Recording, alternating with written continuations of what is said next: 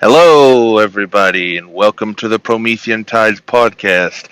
I am Brakir, and as per usual, I'm joined by the mysterious yellow and black frog that is known as General Chief. Hey, what's going on, everyone? Yay! And today we're going to be doing the movie review of a movie. I think it came out in 1999 by the title of Ghost Dog: The Way of the Samurai, starring Forrest Whitaker. Yeah, absolutely. And remember, everyone, to like, share, and subscribe, and all those sort of nice details. Yay! It is good to like, share, and subscribe, as the Buddha says, because the more in accordance with all ways that you are, the more and more accord you are with your own. Yeah, liking, sharing, and subscribing are 3 out of the 8 of the Eightfold Path. That's just straight up Buddhism. Pretty much. So, from what I hear, General Chief, you didn't much care for this movie. Yeah, so this Ghost Dog, I watched it, and it had some interesting bits to it. I think that some parts were interesting and worthy of analysis. But overall, no, I did not particularly like this film. I think we were talking before, and it was like you didn't really like the lack of character development. I think was one of your main critiques. Yeah, I think a lot of the characters were a bit flat. Let me say. I could understand that criticism, but the perspective I have on this is more that it's sort of like those Saturday morning cartoon shows where you have like, this is good guy character, this is bad guy character. Like it more has like these discrete archetypal roles that these characters fulfill.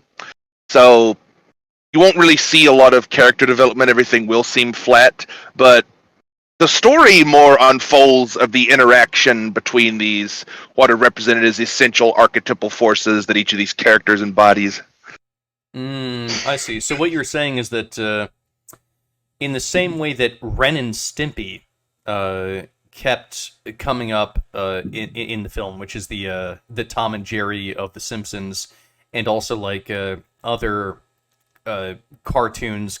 I think you mean Itchy and Scratchy.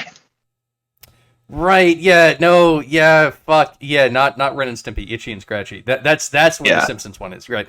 So Itchy and Scratchy kept being shown in the film.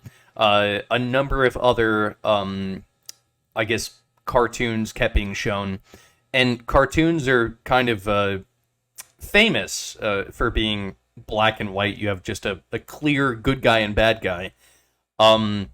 This film kind of is exactly that. It's a little bit flat, but I mean, that's the same thing with cartoons, and cartoons are entertaining for some people.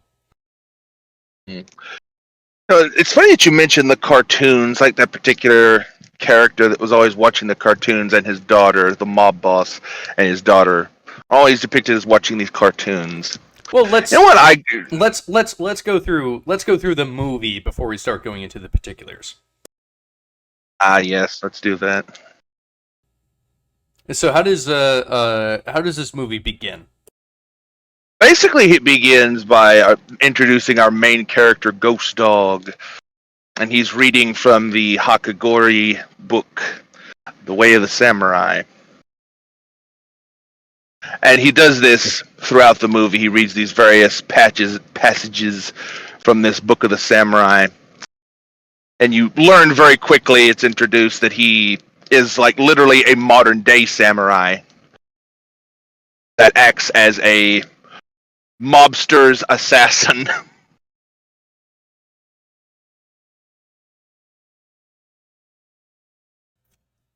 Yeah, and he is very large and he is very black. Yep.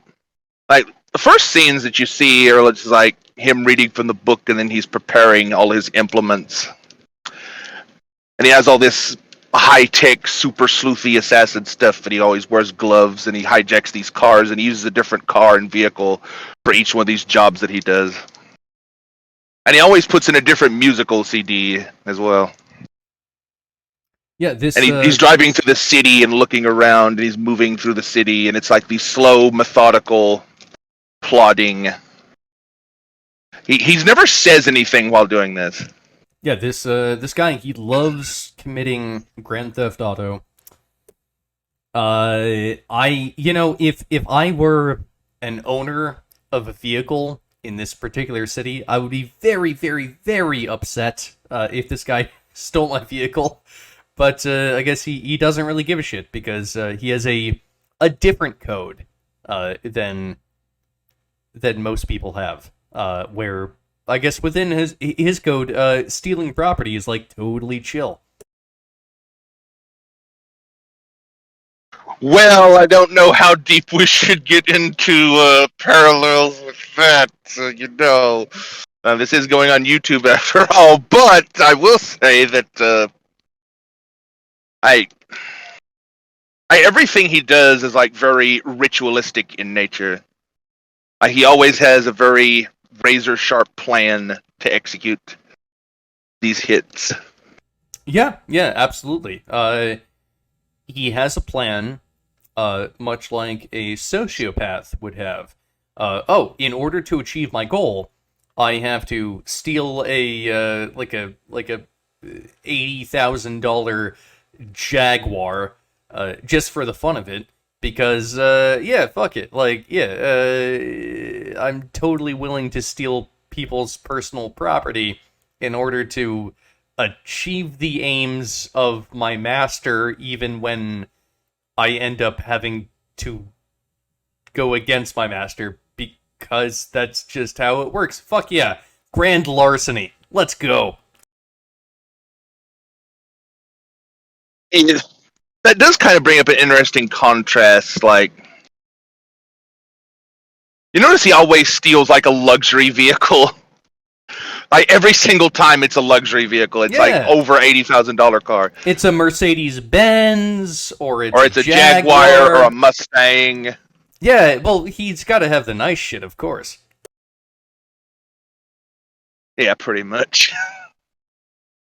But anyway, it kind of starts out where these mobsters, and this is basically like a samurai movie, a gangsta culture movie, and a wise guy Italian mobster gangster movie, all rolled into the same thing. Yeah, it's about half of the film is a traditional Italian, like, mobster gang movie. And then the other half of the film is something different. And so I do have to give the film, like, that sort of credit. Like, it did something different. It had the mobster Italian gangster guys doing mobster Italian gangster things, but it wasn't just that. There was actually a lot more to it.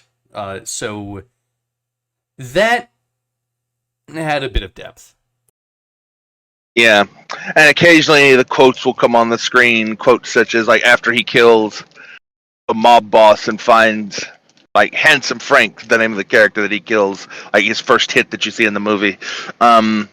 It turns out that there's a girl in there, and he doesn't realize it at the time, but that's the daughter of the head honcho mob boss that contracted for Handsome Frank to be killed. Because the mafia in this movie, because it's changing over to a new century, like, they have to shore up a bunch of loose ends. And kind of in the subtext, once you learn that was the mob boss's daughter in the same room with Handsome Frank, that kind of gives you a bit of an indication that there was a certain type of relationship between the two of them.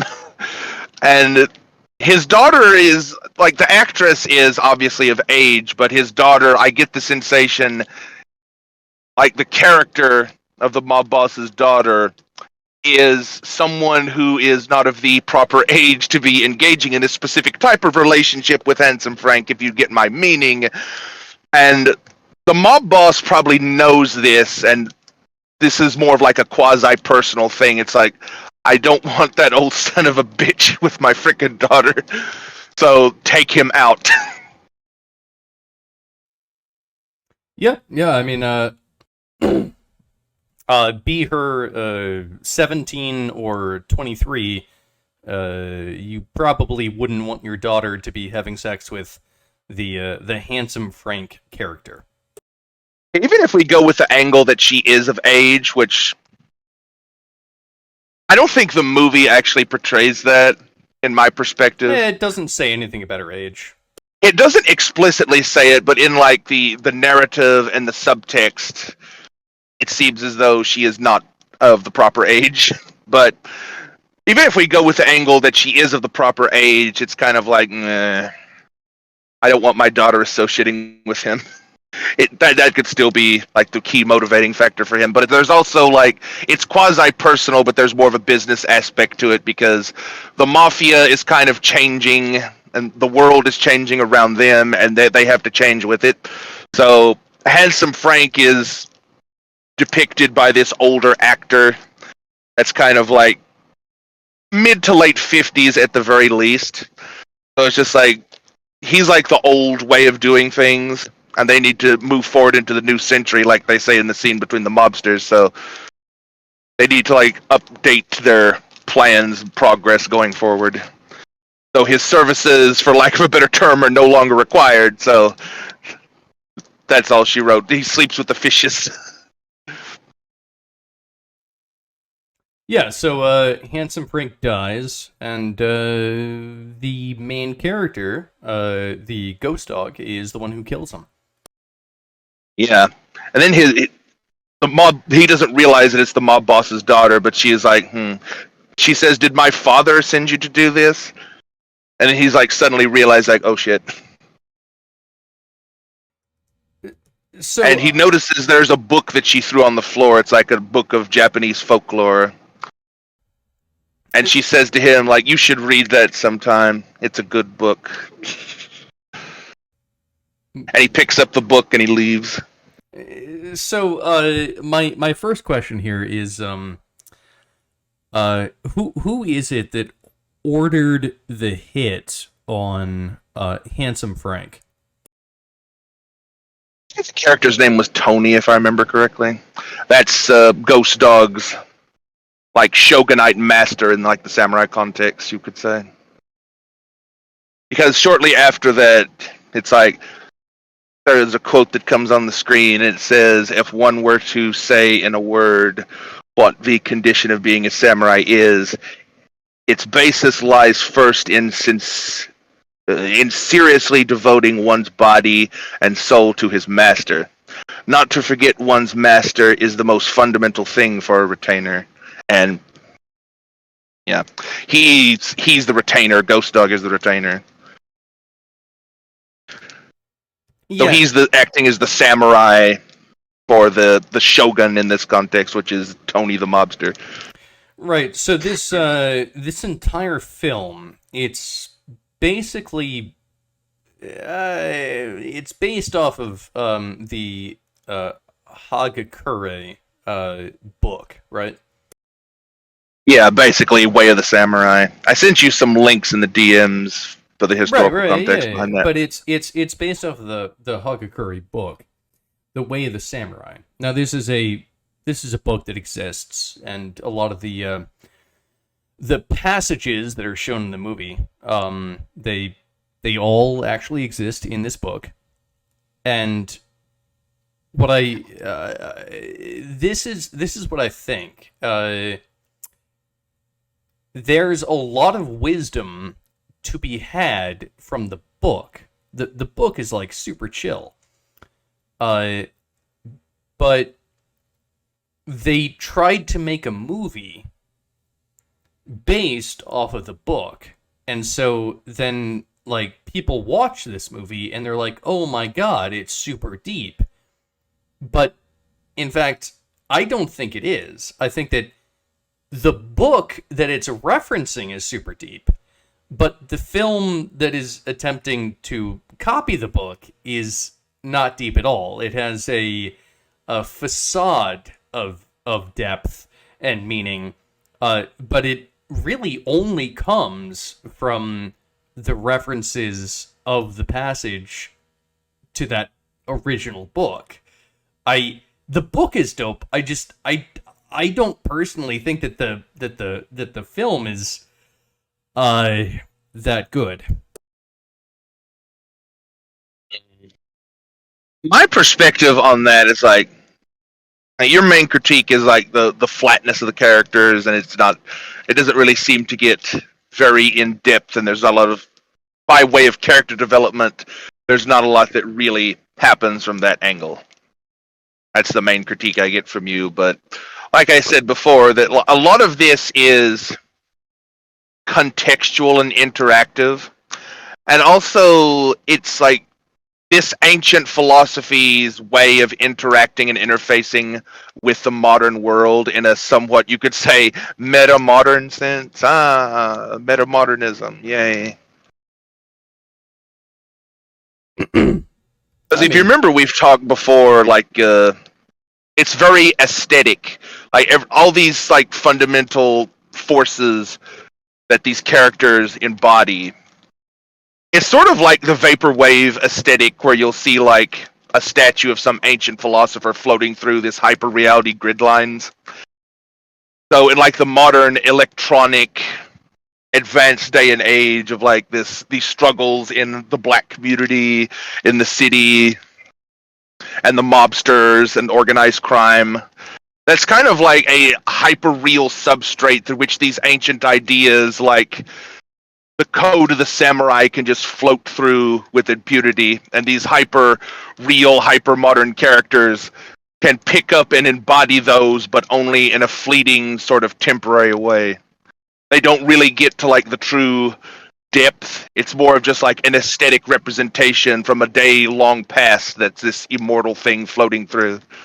Yeah, but how is that different from, let's say, just straight up postmodernism, right? Like, what we have here is okay. We have an Italian mobster character. Okay, here he is, and here we have a samurai character who happens to be a black dude. Okay, here he is, and we're just gonna look at how they interact because why not? Why not have a black samurai going up against an Italian mobster? Like, why not? Right? Because like when you deconstruct things, like you have a whole bunch of Lego pieces left over, and then you can take those Lego pieces and build them into something new. And so this is the new thing. Fuck yeah.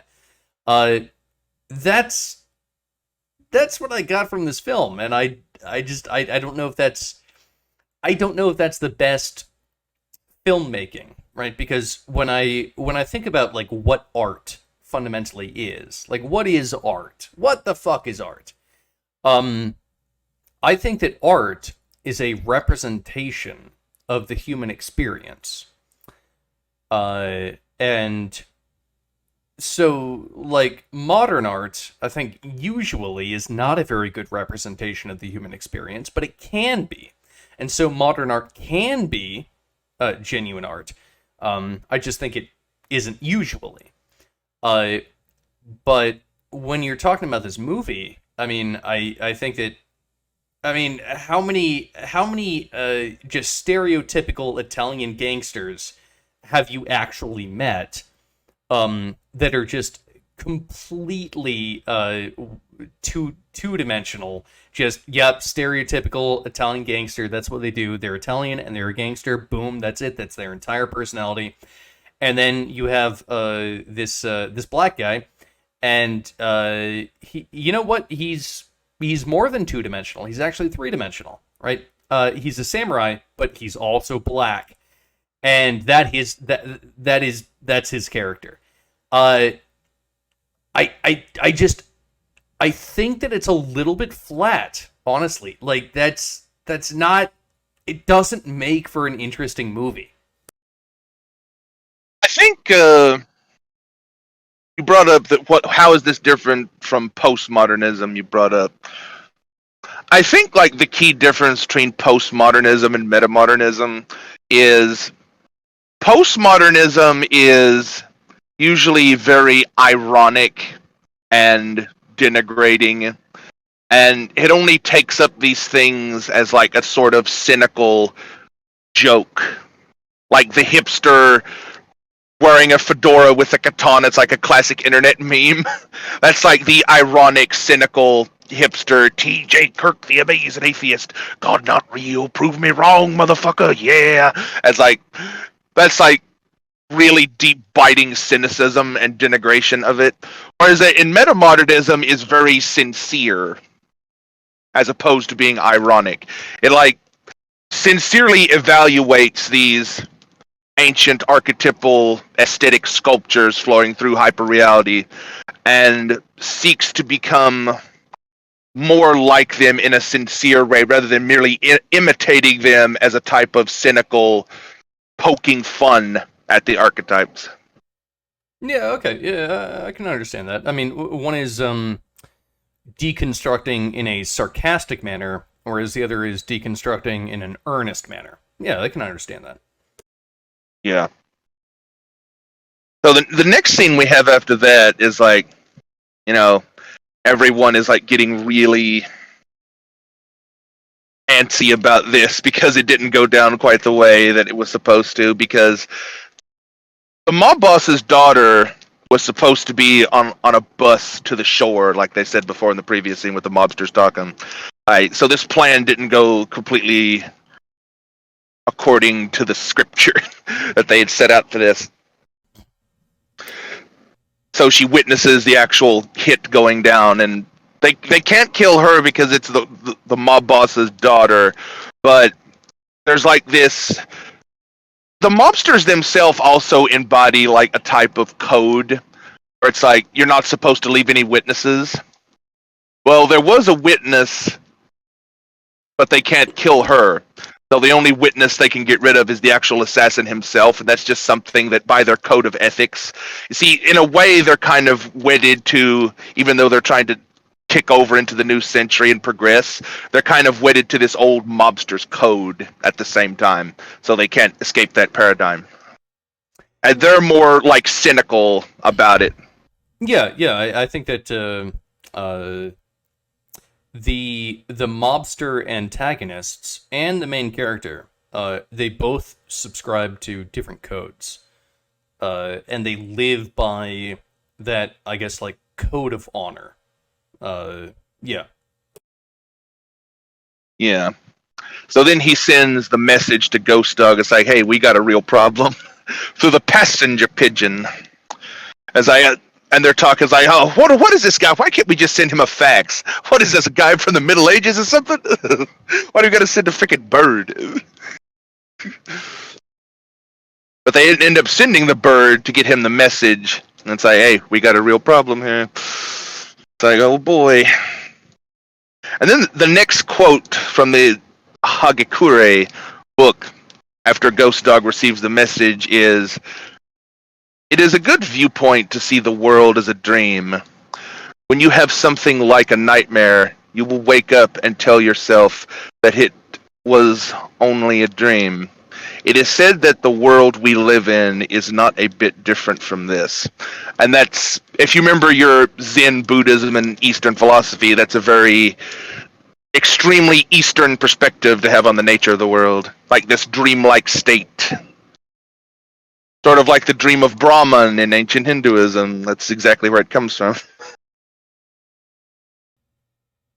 Right. Yeah, yeah. Another example of how this film is riding on the coattails of actual deep Eastern philosophy, but not doing it any justice itself. Yeah, yeah, 100%. Well, the justice comes through, are you going to be cynical and ironic and sarcastic about it, or are you going to be sincere and like honorable and binding to it?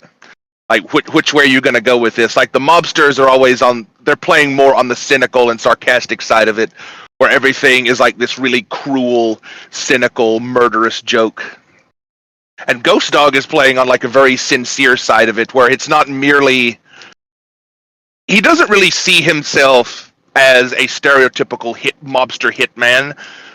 Like he takes this extremely seriously. This is like a code of life and a code of honor for him that he behaves this way. It's not just for the money. Like they were talking about before, it's like we always pay him on the, well, that's the next scene actually. I always pay him on the first day of autumn, like once a year for all the contracts that he did over the year. And that's the way I've always paid him. And the mobsters are looking at this like, what the fuck are you talking about? They don't really get that. Yeah, and an interesting scene, absolutely. These gangster guys, his name's Ghost Dog. Like, what? Are you serious? Oh yeah, Ghost Dog. That's what he calls himself. And then there was the mobster that actually, for whatever reason, he really enjoys rap music, and he starts rapping in the middle of the movie. Very Flavor Flav. Yeah, very very interesting little scene there. Chocolate strawberry sarsaparilla.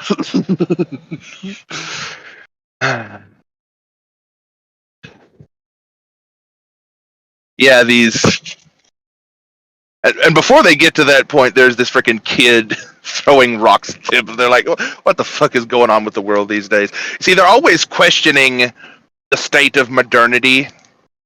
So there is, I see this as like this fundamental struggle between postmodernism and metamodernism. Like the world is going to shit around everybody in this world. And they're always questioning, it's like the state of the modern world. It's like, hey, it didn't used to be like this in the old days where random hooligans would throw bricks out of their windows on your head and shit. Although, here's the thing, right?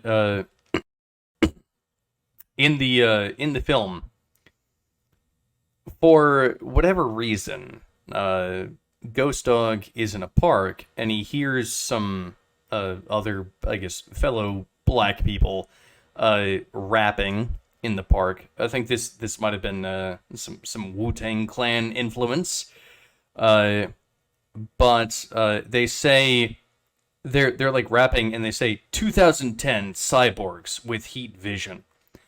And I'm like, oh shit, right, this movie was made in 1999. Like, 2010 was, like, super, like, in the future for them, right? That's 11 years in the future. Oh, shit. No, actually, it turns out that in 2010, we did not have cyborgs with heat vision. In fact, even in 2022, we don't have cyborgs with heat vision. Never meticulated, but yeah, I thought that was really cool. Like, yeah, you had some people rapping about the future, and yeah, just none of it came out to be true. But they were thinking about the future, and we're in the future right now. It's crazy. Yeah, weirdly enough, that type of it's a while before we get to that seed, but I'll address it. That type of like retrofuturism, like people from the 90s looking forward, there was this sense of like things like the Matrix and the freaking Terminators and all this stuff. Is like, this is good. Well, Terminator was technically more grandiloquent and poetic in a weird type of way than the type of retrofuturism that mostly like the cynical cyberpunk, like dystopian megacorporation oligarchical future that started that idea of retrofuturism started to become more in vogue in the 90s, and they would look for, it's like, oh, these cybernetic murder squads and stuff. Whereas like before that, they were like more looking towards, like in the 80s, it was like, oh, we're gonna have like Back to the Future flying cars and time machines and crazy glasses and fashion and weird Pepsi bottles. But yeah, none of that happened either. But it was sort of more like hopeful and upbeat a lot of the time.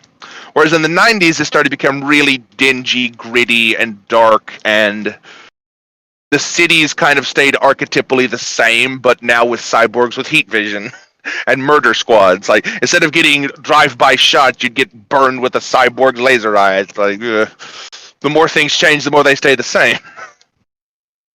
You know, actually, it is interesting because I think that throughout various decades, people have had different ideas about what the future is going to be.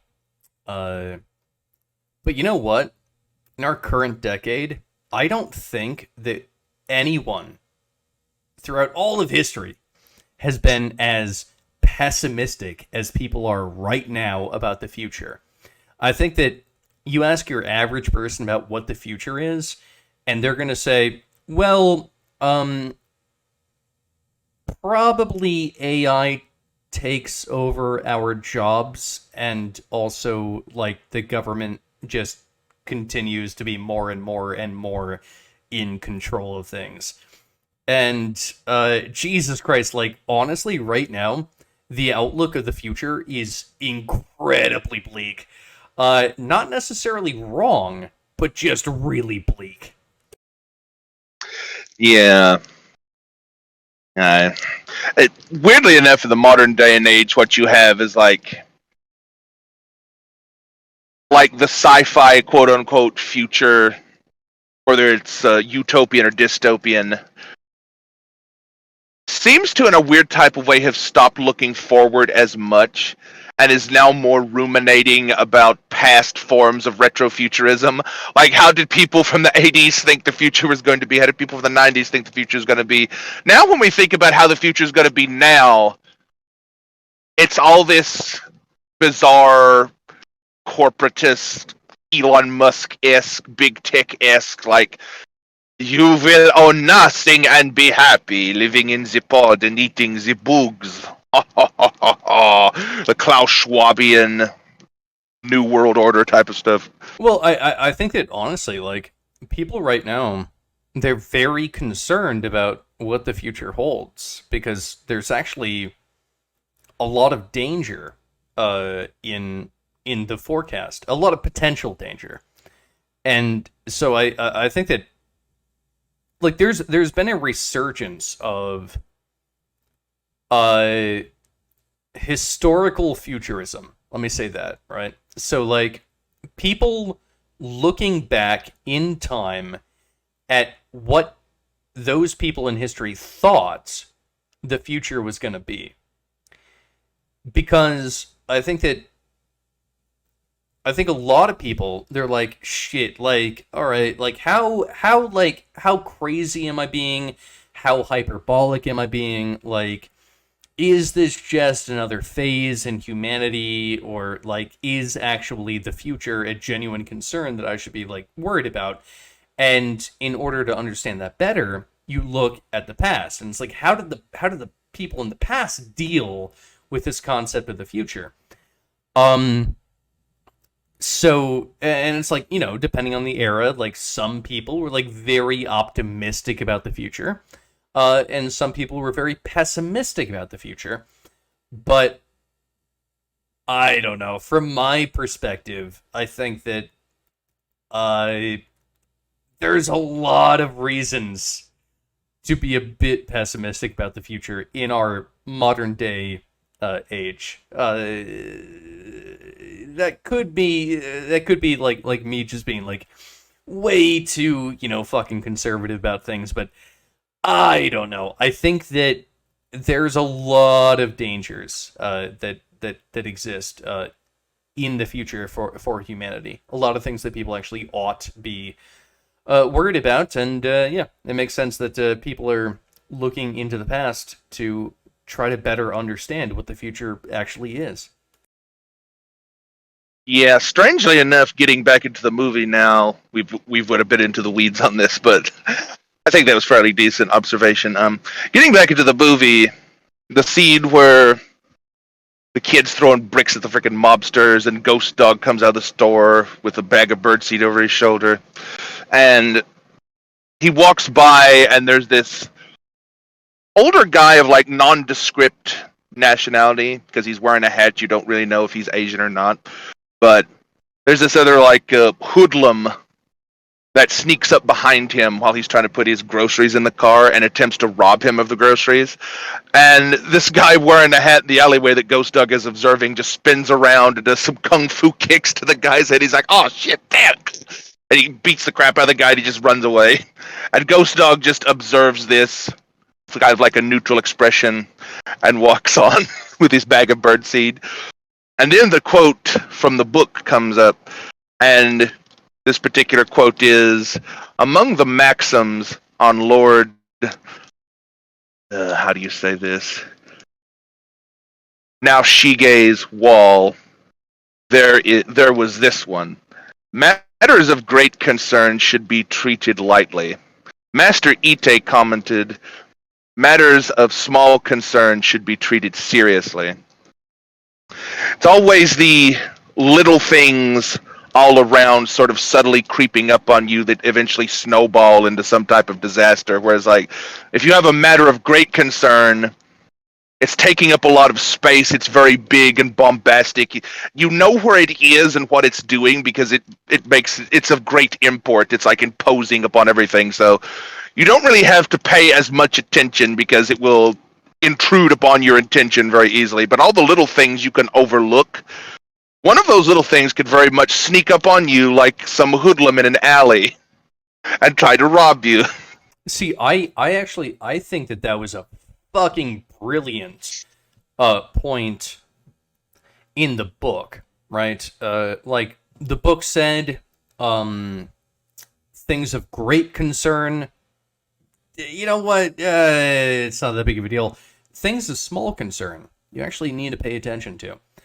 I think that was fucking brilliant. I think that the book that this movie is based off of, or not based off of, but like that the movie is referencing, I think that's fucking brilliant. I think that's totally just factually accurate, big time wisdom. And so I have to say, yeah, absolutely. The book is brilliant. Yeah. It sort of makes me think, and like, this is why, from my perspective, this is kind of like meta-modernism and postmodernism playing out in the subtext of this movie. Because the freaking postmodernists always have maxims like don't sweat the small stuff. Like all those hipster maxims, like, don't worry about it. And even the mobsters, their classic line from all the mobsters is, forget about it. Like, they're always overlooking the small things. You want to know what the ultimate maxim is of the lefty hipster is?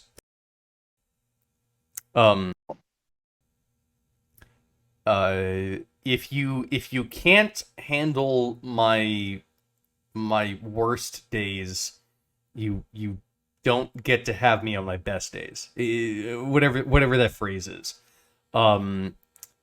That is a toxic fucking idea, but it is totally accepted into the maxim of I guess certain millennial thinkers.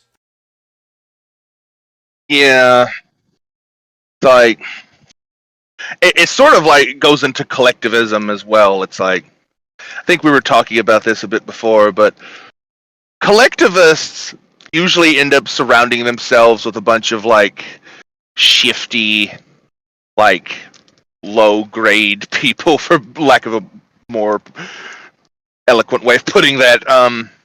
So if you're constantly surrounded by dysfunctional, emotionally, maybe even physically unstable people,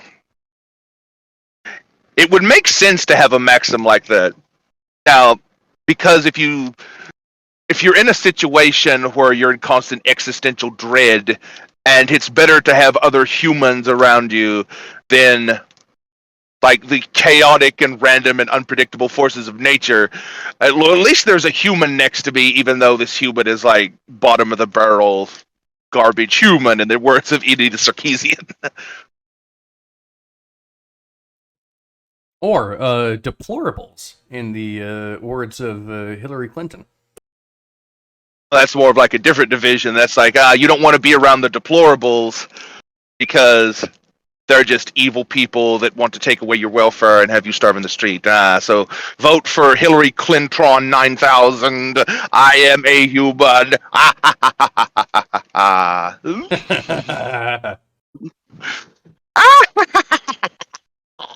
But anyway, not to make this overly political or anything, but yeah.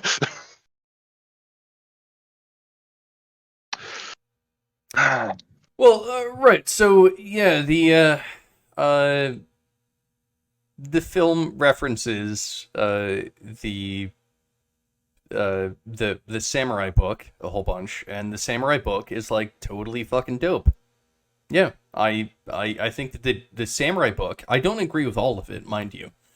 But the samurai book, it has a lot of cool ideas. It has a lot of things that are worth pondering. And yeah, I enjoyed the discussion in the film about the samurai book. But doesn't mean that I enjoyed the film. I mean, the film itself, I mean, it was just a film. There's not a direct connection between the samurai book and the film. Yeah.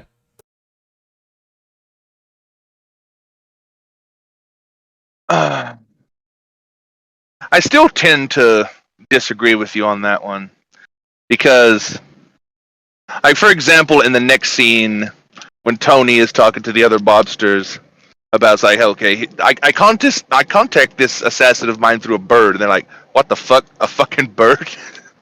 Are you serious? Like, you better tell us everything you know about this guy, or you're gonna join Handsome Frank. So they're trying to, like, tie up all the loose ends and get rid of this contractor that Tony has. And they're all, like, very cynical and biting about, like, everything he says about this guy's moral code. And he's just describing it by proxy. Like, Tony himself, he doesn't actually live by the samurai code. For him, he lives by, like, the gangster code because, like, there's this flashback scene interspersed with this where when Ghost Dog was a lot younger, he was getting beat up in an alley by these gang of ruffians, nearly beaten to death. And Tony just came out and was like, we got a problem here? And he just pulls out a freaking gun and shoots one of the freaking hooligans, and the other ones run away, and he saves Ghost Dog's life. So he does have a code of his own, but it's more of just like that cynical, ironic gangster code. But Ghost Dog developed like a much deeper, more ancient and primordial code to live by as a result from that action. This is similar to if I were to let's say that I was a big fan of Everything Everywhere All at Once, which I am. Actually a fantastic film. And let's say that I were to produce a student film that was based off of the ideological concepts of Everything Everywhere All at Once. Well, yeah, I could do that, but that doesn't make my film equivalent to the original film, right? In the same way, I mean, just because this film references like some Buddhists or samurai texts, that doesn't make it wise or forthcoming in terms of like an evaluation of the human condition. I don't believe it works that way. I believe that this is a film that includes very like deep and wise ideas, but the film itself, it it does not actually approach those ideas in an artistic way that gives them justice. Like, I think it's actually a very flat film. I did not like this film. I like, there's so many problems that I have with it. I think like you're kind of approaching this from the more of the postmodern cynical hipster angle, which Fuck you. is No, I'm not. That's bullshit. well because like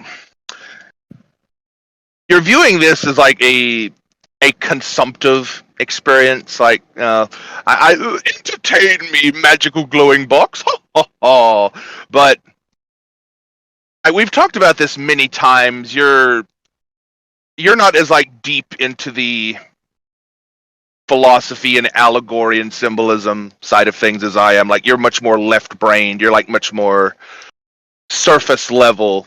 You like to see things with like a logical, like linear progression through time. Like character development is your main critique that you keep bringing up. You like to see things like happen. Okay, we're gonna go from point A. We're gonna do some things in point B, and we're gonna end on point C. Like you have this discrete list of things that you're kind of expecting from a piece of media that you want to see in a certain order, and you want to see a certain progression happen in a very specific way. Whereas like in a movie like this, there's this massive underlying background philosophy that is more everlasting and unchanging. I disagree. And the characters just find themselves in the flow of it. For instance, we went into a deep dive into Fight Club, right? Now, what if Fight Club had literally just been a story about a guy who loves to box, right? Fucking Rocky Balboa kind of style film, right?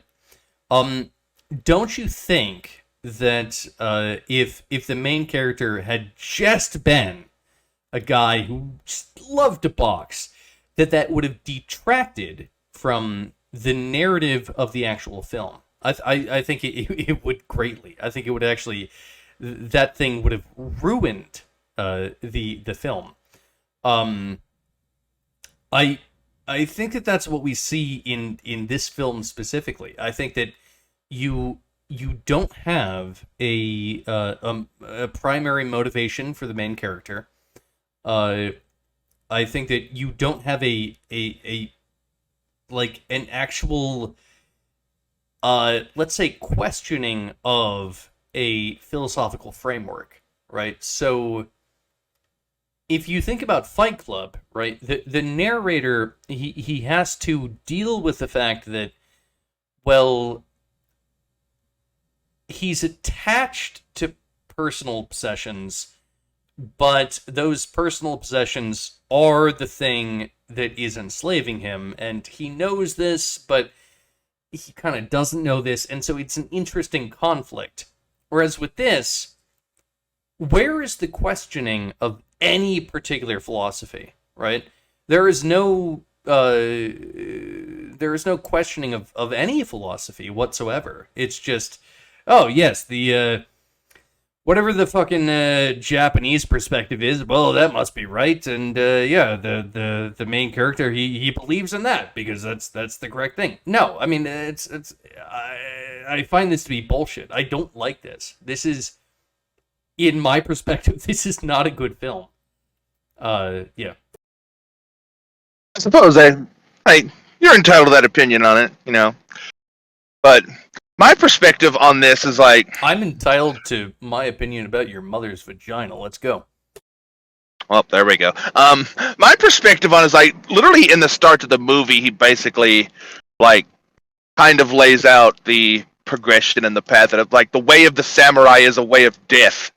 Like he just explicitly says it to your face, and as the movie progresses, that's what you see unfolding. Like he is a modern day assassin. Like his whole livelihood impinges upon death. Okay, if he's a modern day assassin, then why is he not reading the book of the ninja as opposed to the samurai? The samurai was never the assassin.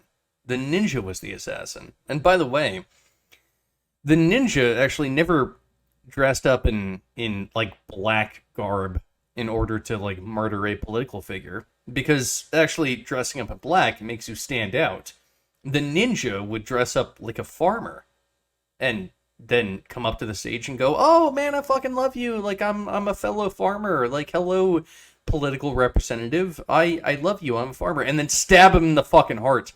That's what a ninja would do. What is the way of the samurai? I mean, it's not an assassin. A samurai is not meant to be an assassin. A samurai fills a completely different role. A samurai is a warrior. And there are big differences between a warrior and an assassin. And this is also something that the movie just completely fucking, like, scoffs over. It's like, yo, there's a big difference between these two things. Oh, but I guess a samurai is a ninja, is an assassin. I mean, what the fuck is that? It's sort of like in the modern day, a lot of things get compromised, which the movie also addresses later on. Like the spirit of an age can never be recaptured because it degrades over time, if you remember that quote. Yeah, of course. That was the best quote of the film, which ultimately is not a quote of the film, it is a quote of a book. But yes, that was the best quote that they actually had. I love that quote. Yeah, it's sort of indicating that, like what you were just alluding to, like, if this were like hundreds of years ago in actual feudal Japan, he would just be on the battlefield, like blasting everybody face to face in Mortal Kombat with a sword all the time. But the spirit of that age has long since degraded over time. And in modernity, like being a warrior in this particular cultural context that we see happening throughout this movie, that spirit no longer technically exists in that form. That's why you have to make the best of each generation. So Ghost Dog's way of embodying that code in the current generation is to become an assassin rather than I'll charge your face and blast you, because if you do that in the modern day and age, you're going to be swarmed by police.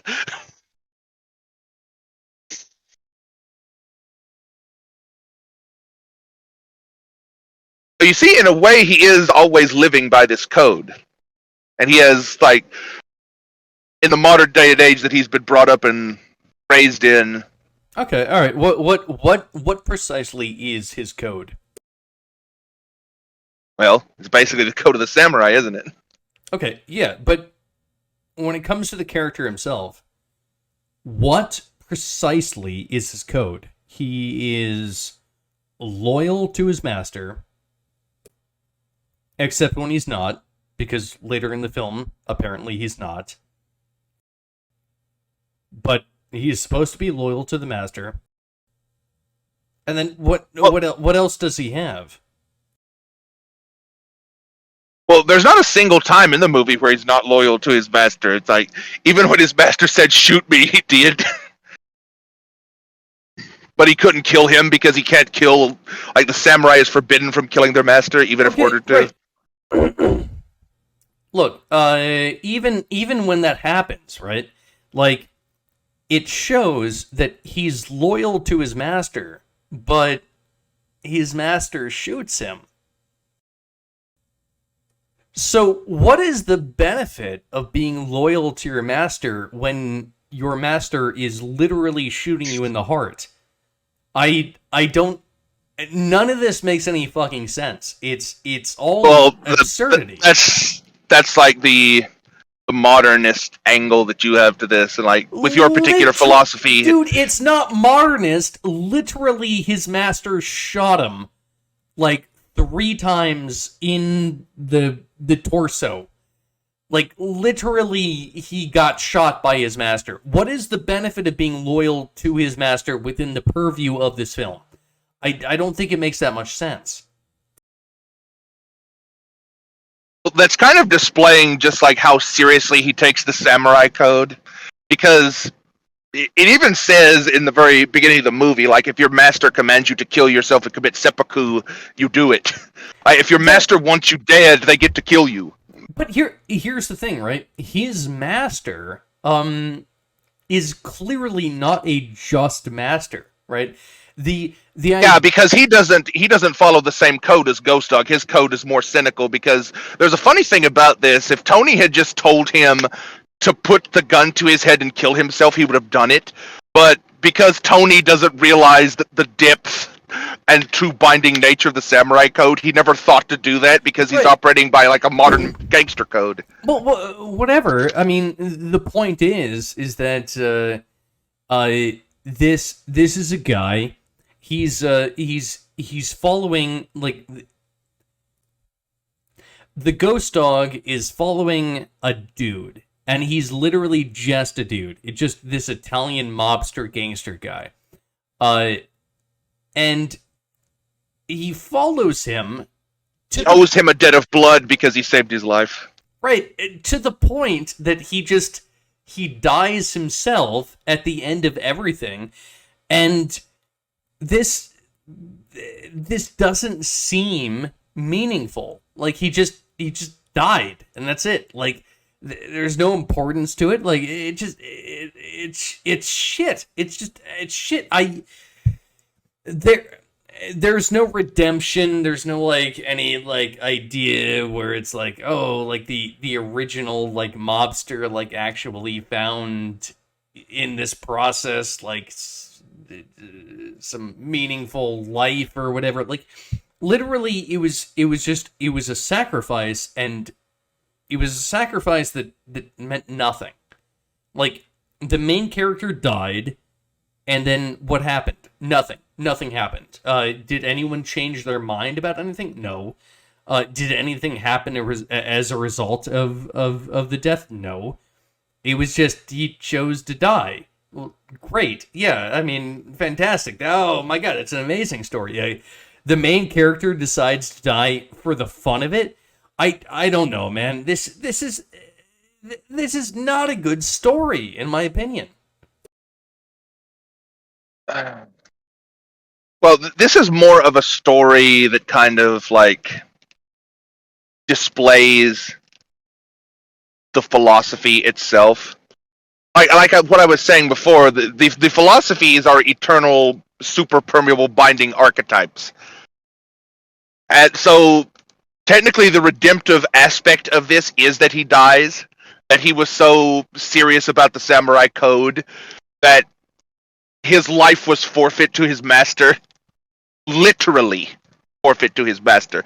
This is the difference between the ephemeral and the everlasting, because your philosophy is like very ephemeral and wedded to replication and the cycle of life and death.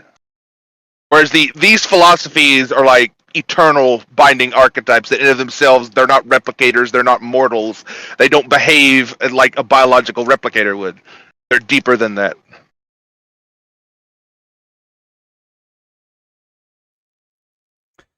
Well, yeah, they might be deeper, but ultimately, I don't think that any way that you try to square the circle, it ends up with a film that has at all decent characterization.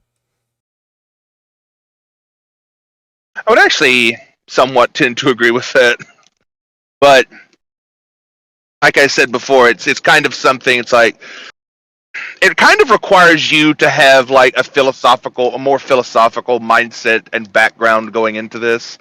Like, this type of movie isn't necessarily for everyone. Like, you bring up a lot of good criticisms. Like, some people might hear your criticism and say, hey, I agree more with that guy. Like, this movie doesn't sound like my kind of movie. And some people might agree more with me. It's like, oh, this is like a very deep, profound philosophical movie. I might want to see this. And, that's perfectly fine that we have that disagreement and we have two different perspectives on this. Well, and I want to tell anyone listening to this, if you haven't watched the film, definitely watch the film.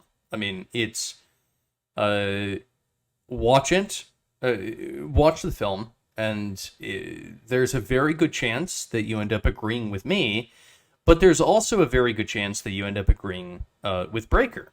It's up to, I guess, how you interpret it. So I'm not saying that I'm right. I'm putting forward my position here. And also, Breaker is not potentially right. He's putting forward his position.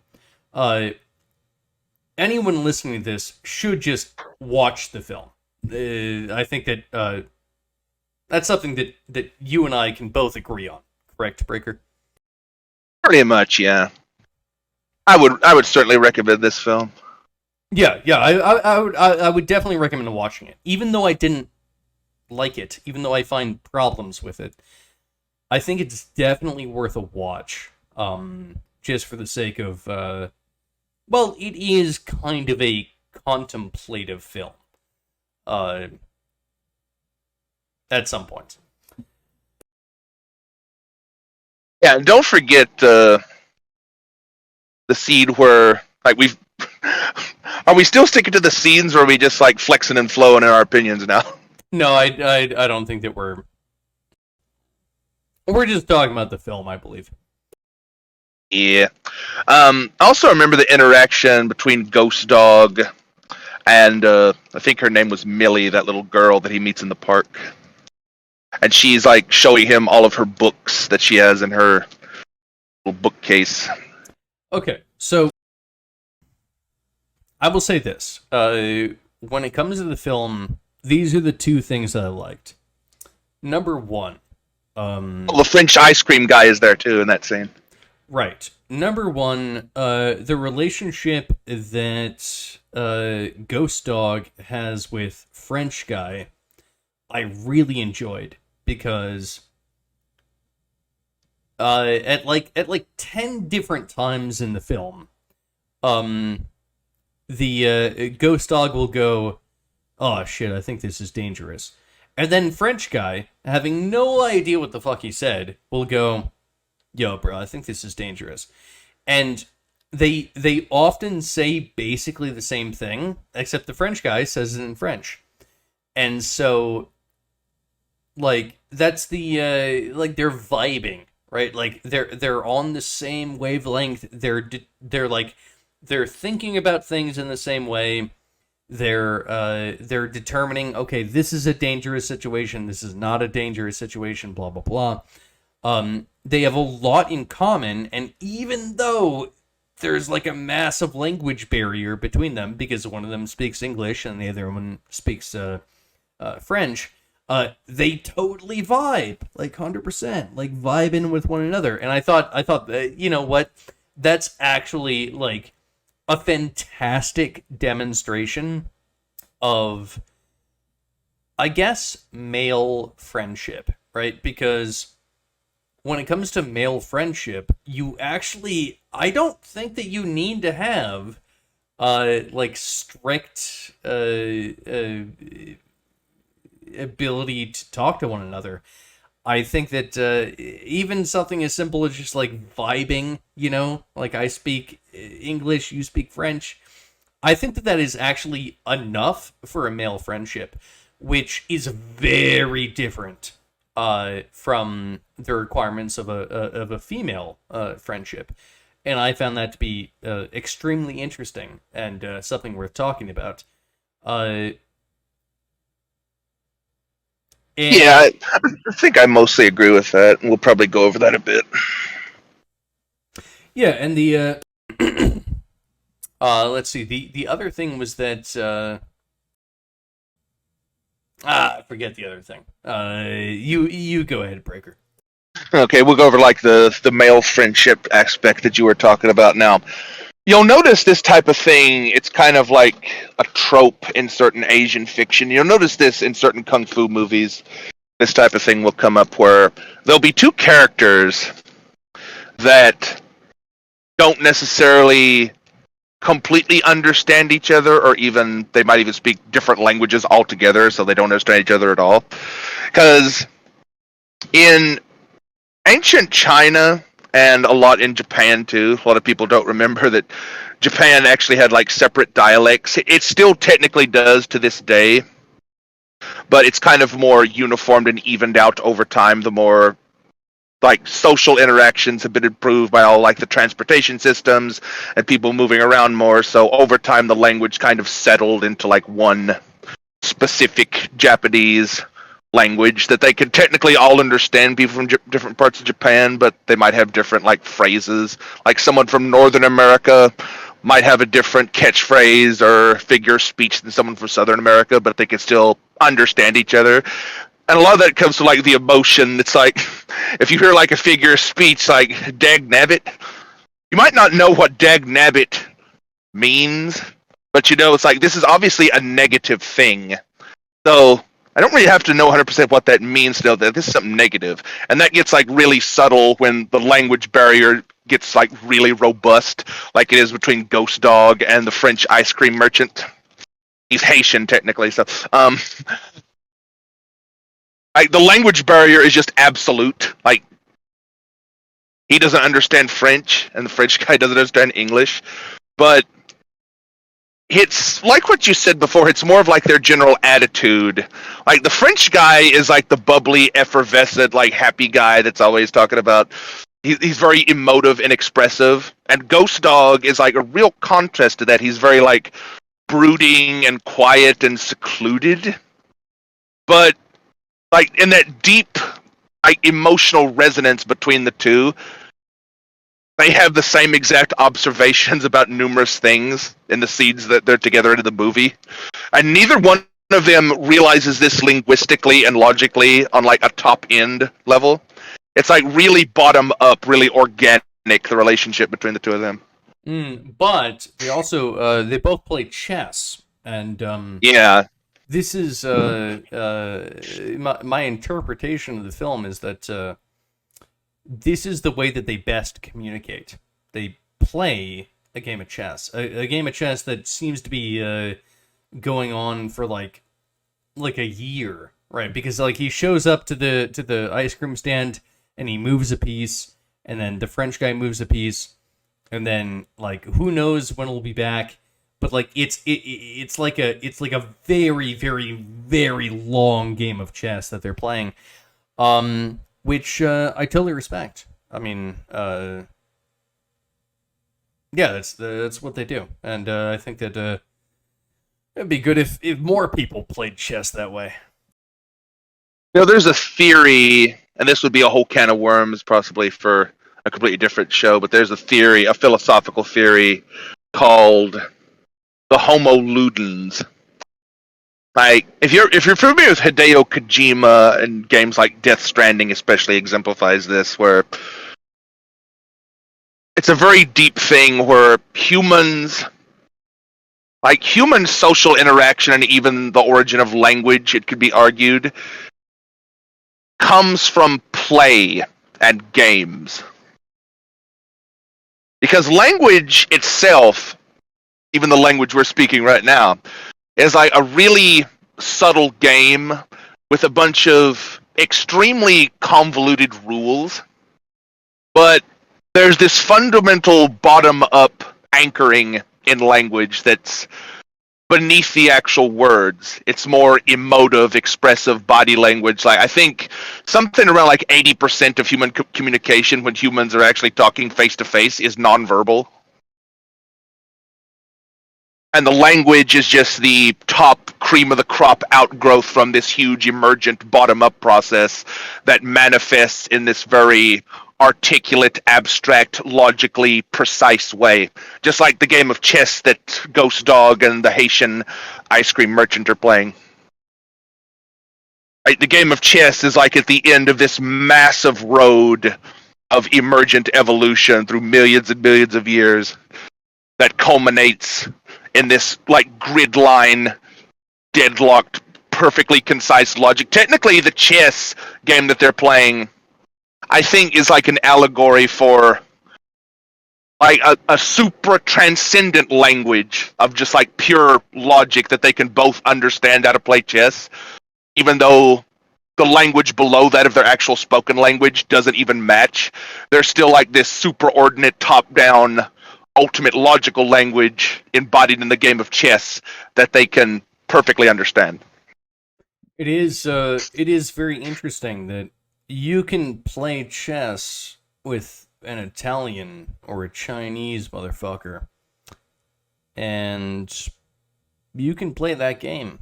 even though you don't know the language, even though you have no idea what the fuck they're saying, you can play a game of chess with anyone. That's the interesting bit about chess. I think that in the movie, the chess game they're playing is like an allegory for the confluence of the ephemeral and everlasting. Since we're using, well, I'm using like meta modernist philosophical jargon to do this a bit. Um, you're more of like an ephemeral bottom up person. You're really wedded to that way of thinking and viewing the world. And I'm more of like a top down philosophical abstracted person that's in like this rarefied philosophical realm, bringing things down from the Platonic dimension into the world of the mundane around us. Or at least doing my best to. I don't know if I always succeed. I'm kind of a grug, but it is what it is at the end of the day. And like you actually see it happen between their interaction. Like there's both that bottom up and top down coming together in these two people that doesn't even completely meet with the language barriers, like this stark contrast of the language barrier between them. But everything else is always operating in the background in this eternal archetypal way, or those two things can still come together regardless.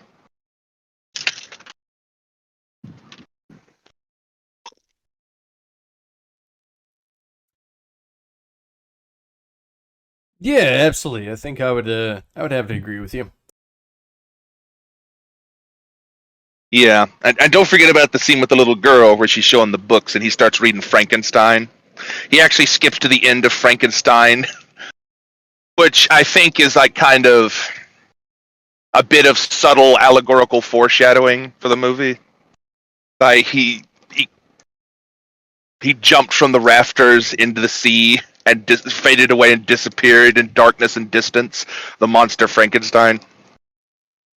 Yes, a very good point. Yeah, like Ghost Dog is on locked on this eternal path of this really like powerful and ancient philosophy, and he knows where that ends, and he's living it out, and he eventually dies in it too. Not unlike the monster Frankenstein, and also the Frankenstein allegory. It's also indicating that he's technically a person in the wrong time. He is sort of like an archetypal Frankenstein in a way. He's this cobbling together of like modern black inner city culture and gang violence and this ancient primordial Japanese philosophy. Kind of these weird mishmash of parts jammed together in one person that just like the contrast between the Haitian French-speaking guy and him and that friendship, the allegory of that with the chess game. Like, there's these things that don't necessarily mesh, and there's this, at once there's this stark contrast, but at the same time, they seem to work out in this ineffable way. Well, there is that factor. I think that there is within this entire movie it's the relationship of the African American with the Asian culture. Here's the weird thing, right? Like back when I was a kid, I had a number of black friends. I grew up with them, and they fucking loved Dragon Ball Z. Yeah, that's also a really old thing too. Like, I But know what you're talking about. There's also like there was a bunch of black guys back in the '70s that just loved Bruce Lee too. So this is like an old thing that goes back a long way. right, there's an interesting I guess interaction between uh the African American culture and the Asian culture, right?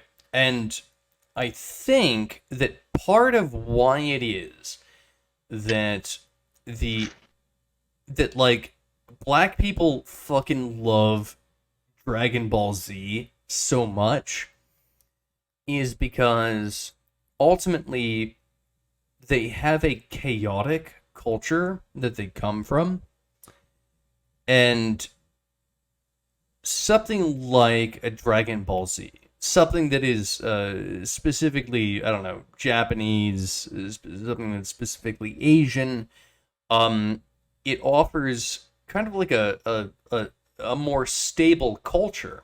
And so, like, when you're looking at, like, black people in the United States, it's like, yeah, well, they can't do white culture because they fucking hate white culture. Like, they inherently, they just have to go against that. But what is a relatively stable culture that they can look up to? Well, actually, it is Japanese culture, or aspects of Asian culture. I'm not going to discount, like, the Koreans here, but I believe that is that's a thing that they seem to be very interested in. I think there's like something to be said about that, where,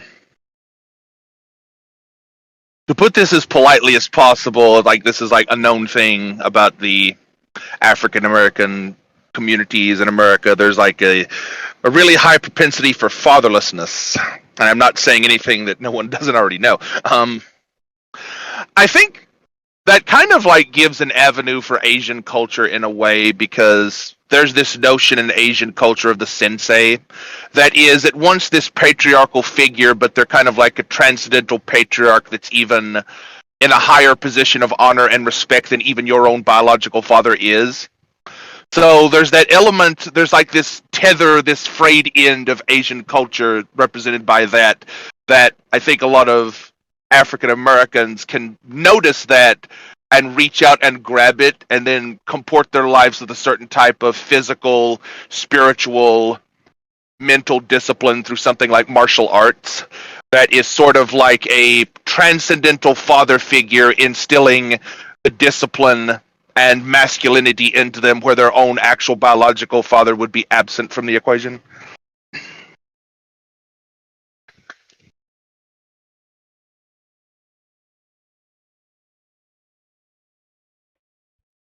Yeah, absolutely. Yeah. So if we're getting back into the okay, after the girl holds up the book, she also holds up a book that's entitled "The Souls of Black Folk" by Emmett Till, I believe is the author of that, and that's like a The Souls of Black Folk is a basically a communist book. it's a bullshit novel. I give zero respect to that. Yeah, but he also says, I read that too. It's like, see, he's aware of this modern, like, just the allegorical significance of her holding up that book and that they'd both read it. That tells you a lot with very few words in that one little tiny scene. Well, he read It's like a very philosophical movie. He read it too, but that he never said that he discounted it. Exactly. Well, like he doesn't. He's not positive or negative. He's just like, I read that too. Yeah, but I mean, at the end of the day, I believe that is mostly a fucking bullshit novel. Yeah, I know that, like, the communist angle of it and how that book is put together, from what I know of it, is like, we would probably, if we ever read that and did like a book review, we'd probably have a lot of agreement, disagreement, and we could go back and forth on something like that. Imagine that the girl went up to him and she was like, "Hey, I read a particular book by Thomas Sowell, like discrepancies and diversities or whatever." In that case, right? Like, if she was like, "Yo, like, I read this book by Thomas Sowell," and then the main character was like, yeah, I read that too," I'd be like, "All right, cool. Well, at least the fucking little girl's based. Hell yeah." But the Souls of Black Folk is that's a communist understanding of how to be black in America. I'm just saying, like, they didn't reference Thomas Sowell, and that was probably for a reason.